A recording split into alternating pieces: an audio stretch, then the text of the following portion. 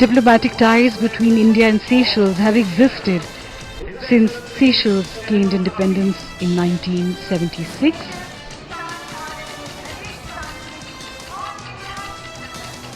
Seychelles and India have a balance of trade in areas of tourism, fishing, petroleum, exploration, communications and IT, computer education and pharmaceuticals, which have been identified as areas of economic cooperation between the two countries.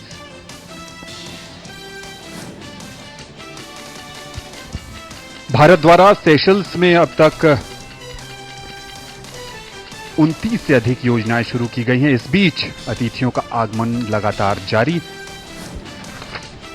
Bharat के मुख्य न्यायाधीश justice Chandrachud का आगमन और उनके साथ उनकी पत्नी कल्पना दास।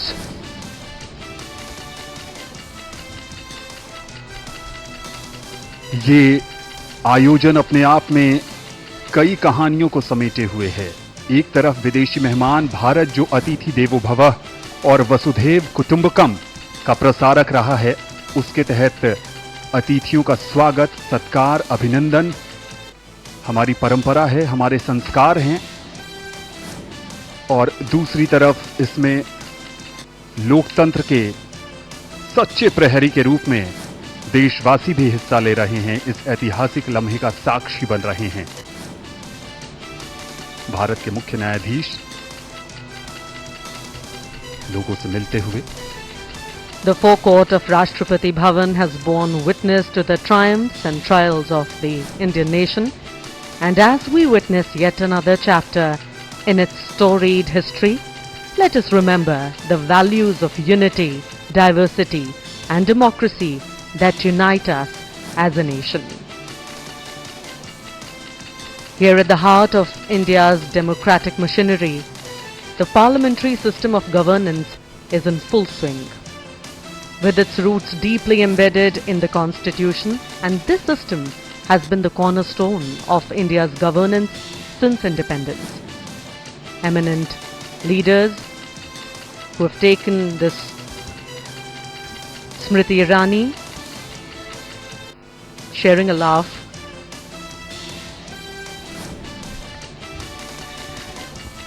वहां पर अर्जुन मुंडा भी नजर आए और जनरल वीके सिंह भी थे।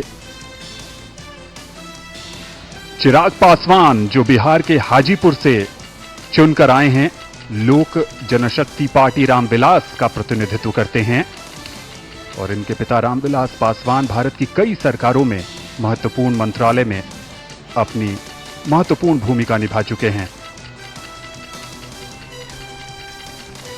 कुछ समय पहले निरहुआ भी हमें स्क्रीन पर नजर आए।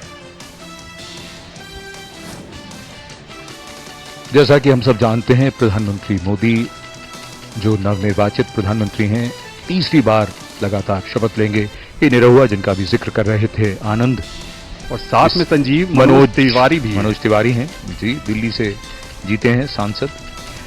तो ये बात अपने आप में इसको समझना, इसकी गंभीरता को भी महसूस करना चाहिए। लगातार तीसरी बार इसके पीछे जो प्रयास है, इसके पीछे जो लगातार कार्य किया गया है, ये उसका परिणाम है।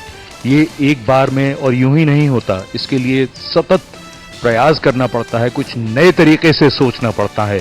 सबका साथ, सबका विकास, सबका विश्वास और सबका प्रयास, ये वो आदर्श वाक्य जिसने सबको जोड़ा है। और इस समय पर्दे पर पवन कल्याण, जिनके लिए प्रधानमंत्री ने अभी कहा था कि ये हवा का झोंका नहीं बल्कि तूफान है। जी हां, दक्षिण भारत में राजनीति का एक उभरता हुआ चेहरा पवन कल्याण।